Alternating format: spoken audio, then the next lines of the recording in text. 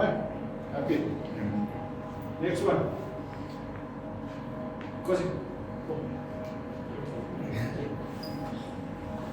Okay, so Kosi, you're now in the umpires room with Shaun. Remember that it's the first time you're umpiring together with Shaun, and it's also the first time that you're umpiring at this particular field. So go ahead and have a conversation or a cup of tea with your partner for the day. Any sugar, Shaun? No sugar for me, thank you. I see yesterday we spoke about the wage payment. Excuse me? Yesterday, Yeah. on our phone call, said they might be able to take some because of rains. Hello. I'm not with you. You said it was raining yesterday. It was raining, yeah? It could be a wet area. Wet area. Alright, we can do that when we go out. Alright, so let's just see what we have here. I see we've got spare balls, which is good. I see they left us some spare barrels. You see that? You asked me last night to bring one with, so you can use that one. We need to take the tape measure out when we go out just to do the measurements. And again, you asked for some of that. So The mesh cards. the match cards. Alright. Please see for now. Is there any, sorry, the first thing I should have asked, because as umpires, we have preferences where we sit. Right? It's also a sign of respect for the relationship. So I would have said to Nkosi, where do you prefer to sit? And he said, I prefer that. I said, you go there, I'll go here. Alright? Also a good point to bring across, just to make him as comfortable as possible in this environment. Alright? Because it's his first match of that. Alright, so we've done that, we checked. Here, this area here, we're going to, of course it will be there, I'll be here, and we do the actual process of, everyone has a way they do their things. So just give the guy 1-2 minutes to back to back before we go out. Alright? Make sense? Yes. Right, any questions on this? Yes, sir. And I think it's important that because it's raining, or it was raining overnight, you're not going to spend too much time in the umpire's room before going out, okay? Great point. When you want to talk about the players of a specific team, if you want to clear up any playing conditions, you can do that after the toss when you've sorted out the field and you've got everything going. Okay, so keep this short and sweet and make sure that your priority is out on the field. Okay, so have changed. We go to Harare Sports Club B. Do you have a question? To someone? Give it to a lady. Yeah. Give it to a lady. Give it to. I have a question.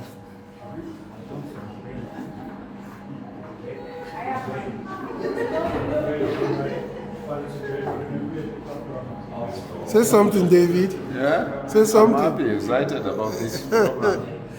Yeah, Umpire Tutors and ICC level. I want to assist Sarah, can I ask the two of you to sit there as the scorers, please? Sarah, I know you're professionals. Who's with me? In a natural element.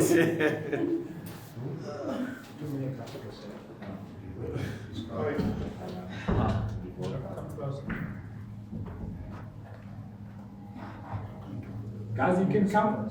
Don't squeeze in one corner. Use the entire room. Sorry. Okay, so Shaun and Deborah are walking onto the field for the first time to do their inspections. Here we go.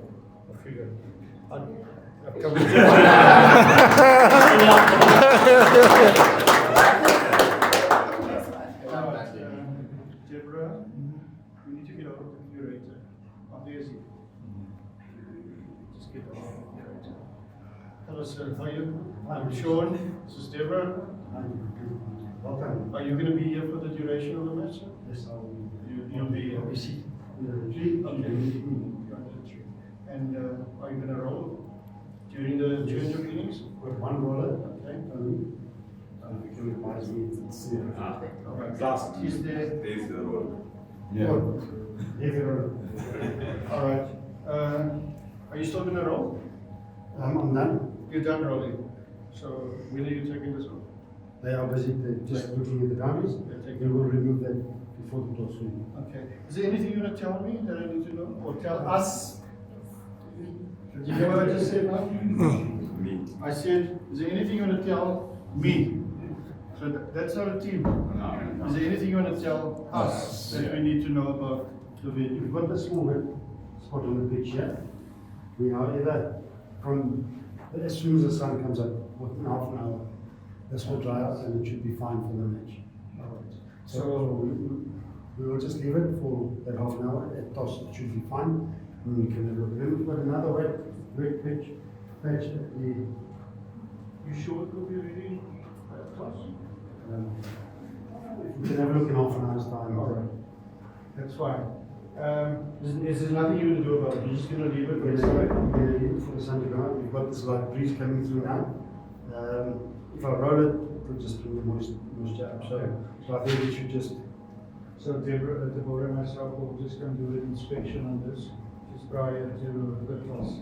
We've got one wet patch on the eastern side which we're going to pump water away from. But the room's coming. That's not really because it's right out of the boundary. I can move the boundary. We can. That's a great point. We can move the boundary bit in, so that doesn't come into play. So thank you for that, Mr. Klaus. Is there anything else, sir, that we need to know? Just make sure this is. Yeah. All right.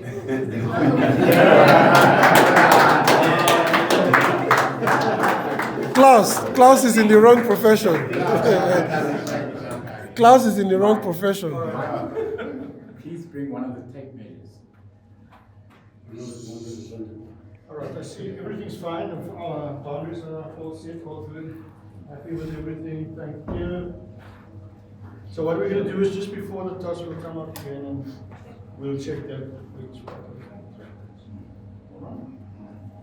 You want to. Looks fine. Did you see, guys? We gotta do this. A lot of times you say we're so experienced. We stand here, we look out, it's fine, looks good, and we go. But we physically have to, especially at the level our umpires will be umpiring, we need to physically check the crease markings. Don't take anything for granted at that level. At international level is different, but at that level, don't take this for granted. So you actually do the measurements yourself. If there's anything not right, Klaus is here, and we can ask him to fix. If the wide markings was too close or whatever, he can fix it before the start of the game. All right. Deborah, there's another group of people that you as umpires normally need to speak to before the game. Can you lead that conversation?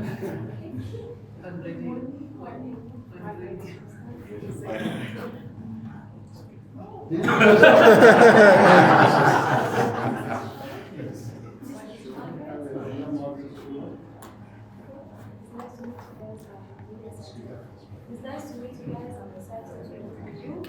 So we're using the radio to communicate with you from the feed. And please respond you. We need your response at all times so that we can know your areas. We'll check the scores. We'll check the scoring sheet at the end of the match. And How are you going to signal to us a boundary 4, a boundary 6? Is there anything in place? We'll raise the white paper. So you just raise it, so you do that? Okay. So maybe what we might want to know from you is, are we starting the normal time or is there is a delay or something? We will get back to you on that one. So we just need to do another ground inspection a little bit later, and then we'll get back to you guys on that one. All right? What else do I need from a score is? we'll get team sheets to you as soon as toss is over. Okay. Please do. And also please kindly ask the 12th men to come. Yeah. Would you guys want us to notify you guys via radio who the bowlers are, or will you be happy identifying the bowlers No, when there's a change of bowlers? if you can notify us. Yeah. So we'll tell you it's a change of bowlers? Okay. So we're your spotters for the day. No, you. If it's too much for you, maybe. No. We'll get that information to you guys, no worries. Thank Okay? you. All right. Thank you once again. Good. Now, Deborah, while we're together, is there anything we want to talk to the captains about? Is there anything we need to bring to their attention?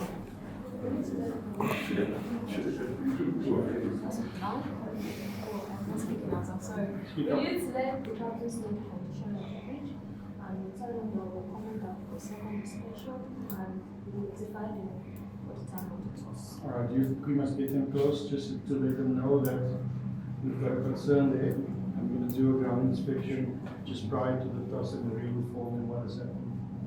Okay. Is there anything else you want to speak to the captains while we're going to have them together? Player behavior, overrates. We're going to bring all those things up to them. Their responsibility towards their players, that they're responsible for them. Yes, I think that's important. All right. So we've got 4 topics that we want to speak to the captains about. You do 2, and I'll do 2. Why do we do that, guys? Because it's teamwork. Teamwork. It's teamwork. I'm not the dominating umpire here. I'm not the senior umpire. We do things together at all times. All right, then we can just call any captains. Hold on. Let's debrief on what we've just seen. And we're going to have a different umpire to speak to the captains. And I've already chosen Foster to be the opposing captain to me. Okay.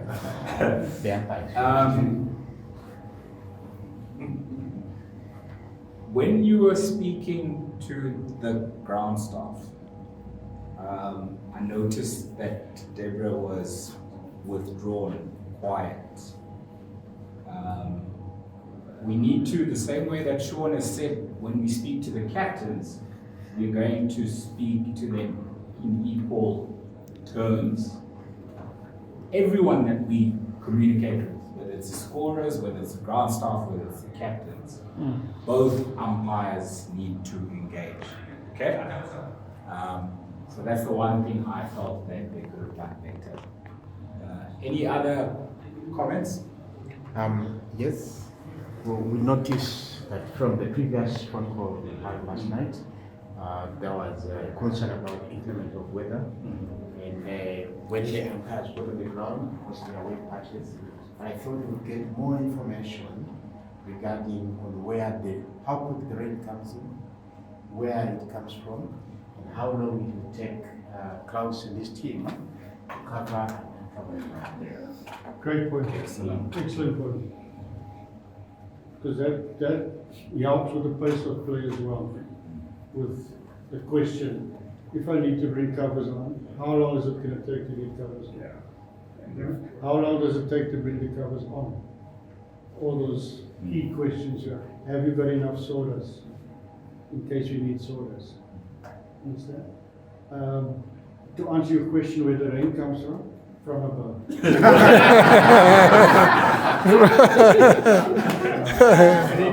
Shaun, that's for us. I think with regards to that, when they were here, I thought we were going to ask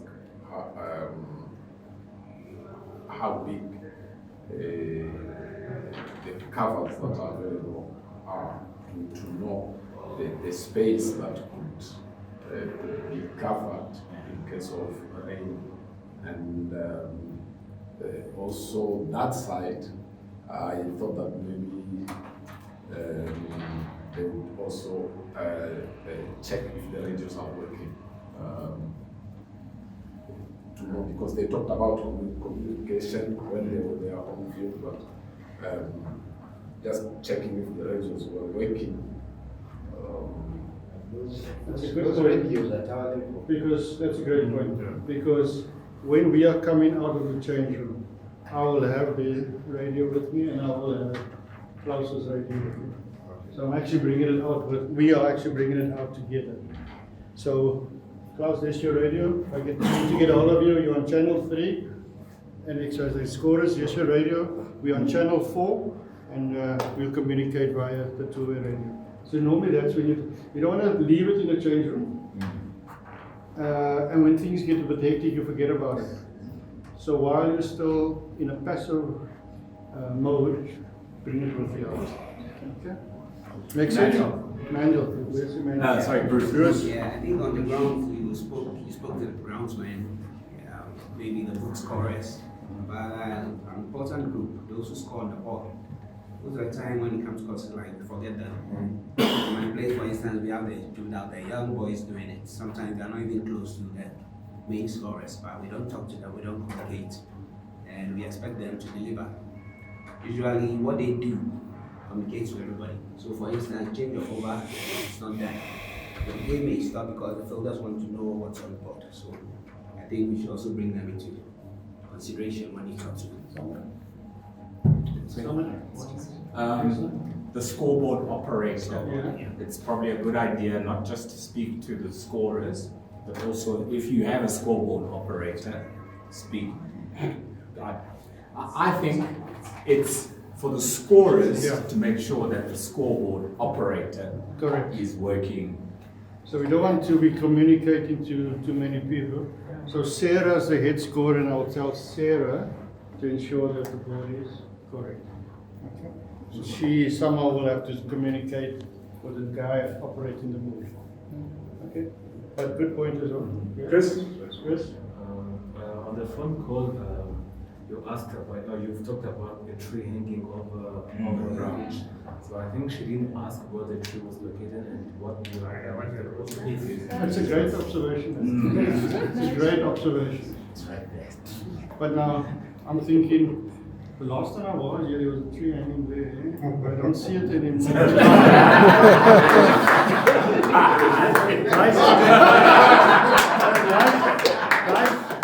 I actually gave you the hint. I said I'll be under the tree.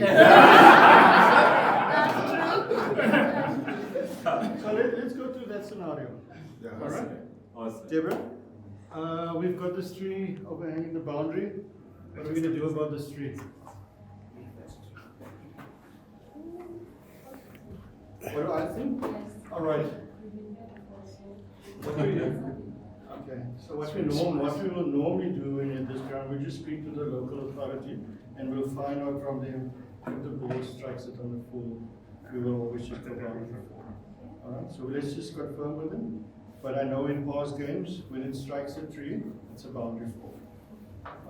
And then I'll just double check, is the culture still the same in the ground? And if it is, scorers, if it hits a tree, it's a boundary fall. And that we communicate to the captain as well. Okay. Stuff. Are we happy with that? We're happy? Cool. Right, so myself and Foster are captains. We're going to exchange team sheets. Who's with me? Who's with me? Shaun, do you think? Adil, come. Too many capsules. Too many cats. I'm trying to go back. You look like a proper captain, doesn't Already in your scoring position. Good to see you again, you are? See you again on one next. Good morning. Sorry, who are you? Adil. Sorry, what? Adil Kasam. Adil. Adil Kasam. Okay, Adil. Where are you from? I've never seen you before. From Dar es Salaam, Tanzania. Oh, okay. Are you here on exchange? No, that's my first match. Oh, your first game, man. This guy, no, this guy. Tom is.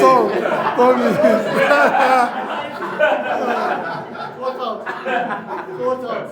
Happy you standing spinning the whole day. No, you'll have his hand. Another great learning point there. Because what were they trying to do is extract information about people. So now he's saying it's my first game. So now they know who to put pressure on in the game. Right? So just, my name is XYZ. Pleased to meet you. And we'd like to speak about the following. All right? Just something to take into consideration. All right? Team sheets. Do you still have that crackhead opening bowler playing? Because last time he caused absolute chaos in the game. Sarah actually still playing, I hope you guys are going to keep an eye on her because last time. Listen, you do your job, I'll do my job. We'll do our job.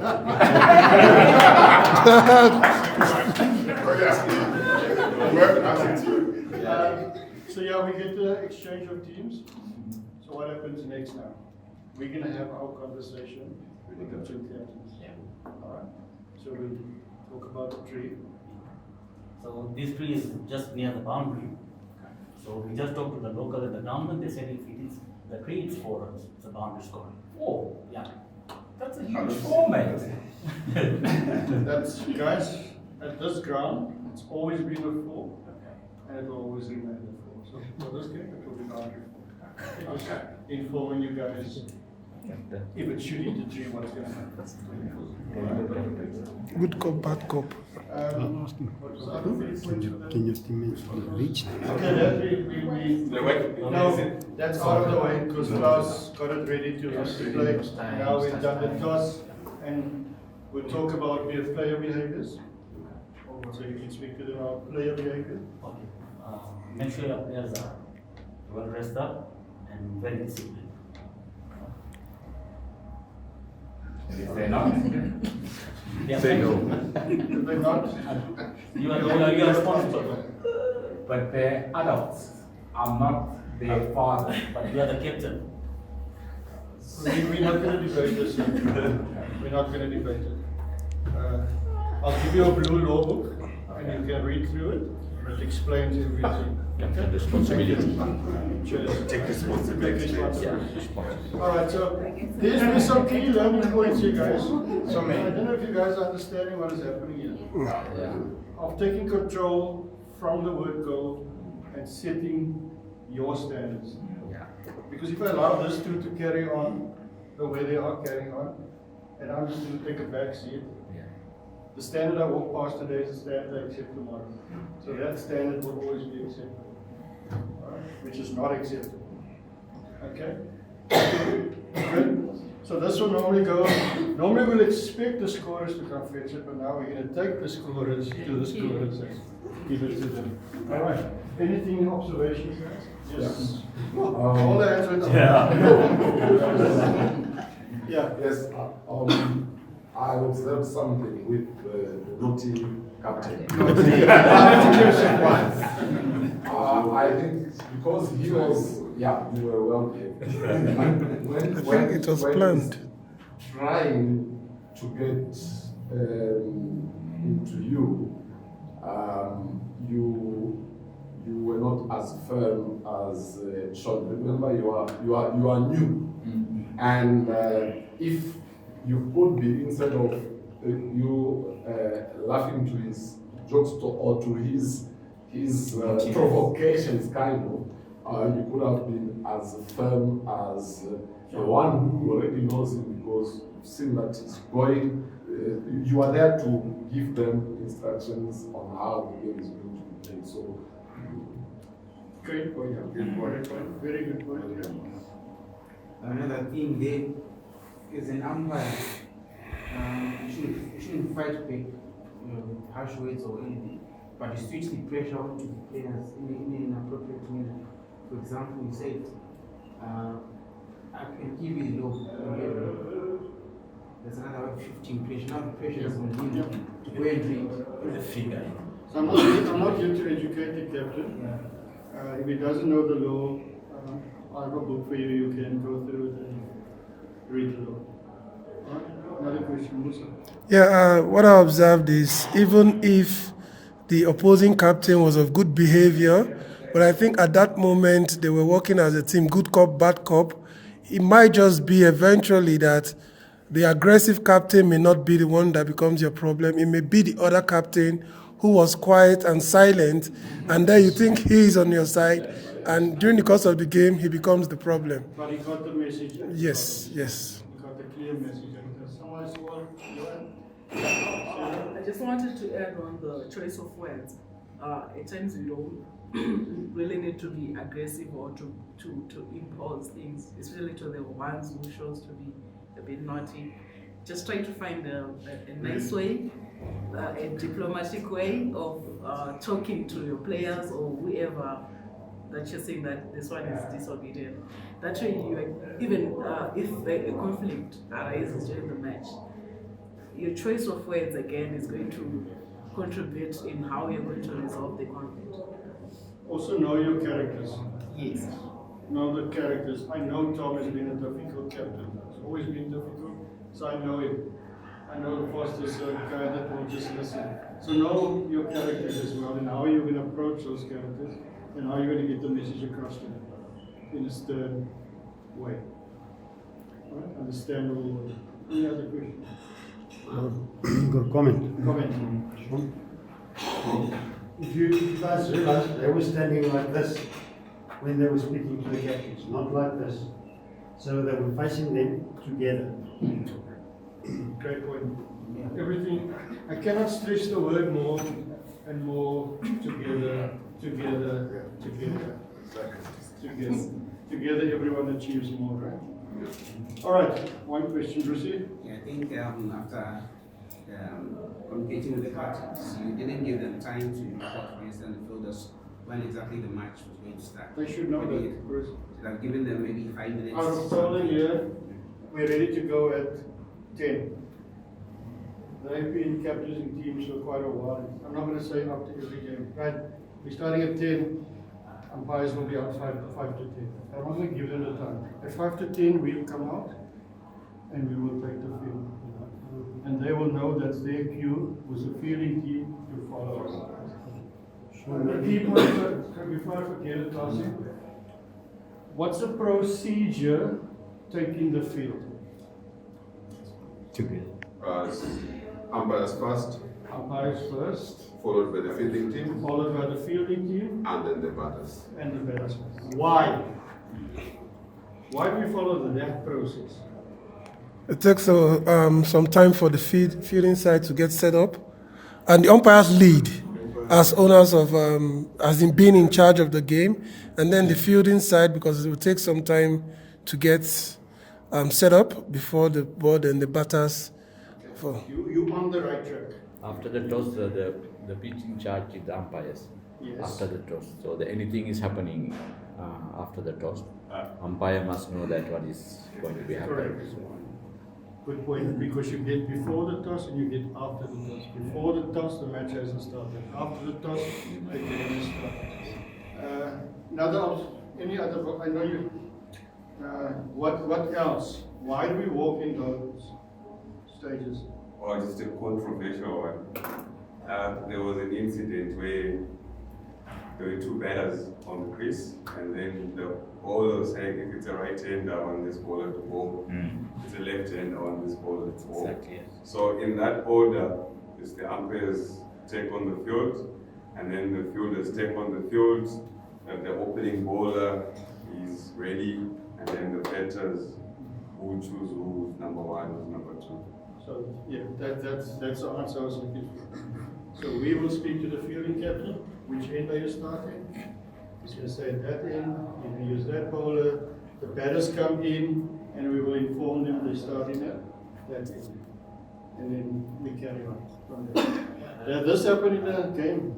It happened in a game where the guys were just waiting the whole time to see which batsman is on strike. So if this batsman is on strike, you are not going to bowl. If this batsman is on strike, he's going to bowl. So that's just to clear up that. Where the umpires will ask the fielding captain, and that information goes through to the batters. Just what I want to say is the question that they had, I think umpiring at the higher end, yes, there are other times, but I think when we do level 1 umpires, maybe it will help if we can then just confirm with the captains, guys, we'll be on 15 minutes or because it's yeah, I'm not thinking down there, I'm thinking up here. So, Russi, good point. Good point. It's also always to do with the sheepdog mentality. Once the umpires are ready, everyone is pressured to be ready to start playing as well. It also helps at drinks break. After taking drinks, just go to your ends, everyone just follow you. So if you set that pace in the morning, walking in on time, the shift of mentality will apply throughout. Okay. Yeah, that's something complete. That's space of play. Yeah. Yeah, that's space of play. So that's another topic for another way. To your question, why the umpires go first, we need to protect the pitch. If the batsmen run up and we way back, or the fielders go up, there's damage to the pitch. So that's why we need to be there. Yeah, you can wrap up. Okay. Now we've done the phone call. We've done the meet and greet. We've done the change room. We've done the ground. And now we're going to go back to the change room. Okay? No. No, but just we're going to go back now Okay. to the change room. And Foster and myself will have the discussion about what is the expectations that you expect from me. Cool. How are you going to signal to the over? Awesome. Or how do you signal the wides? Do you call it or do you just signal it? So that's how I'm going to get that communication going with Foster to understand how he umpires. He might do it too like that. Okay. And I'm going to do it too like that. So we get to understand his signals so that we don't struggle when we get onto the field. Because if I'm doing that and we haven't chatted about it, I'm standing at bowlers and I'm going, what is he showing me? I can't see it. But we discussed it prior, so I'll be aware exactly what does that mean. All right, so that's it. And then like Klaus said, just prior to the game, we'll say to the guys, we have 15 minutes, and then 5 minutes before we'll go out and say 5 minutes to start, and we start again. Awesome. Questions? Any further questions, guys? I think a great session, lots of interaction. Make sure you use this to train your umpires to be prepared on match day for wet patches, for difficult captains, for scorers who want to dominate the umpires, or scorers who arrive late. Yeah, guys, I think this is a great role play. Please use it to tutor your umpires.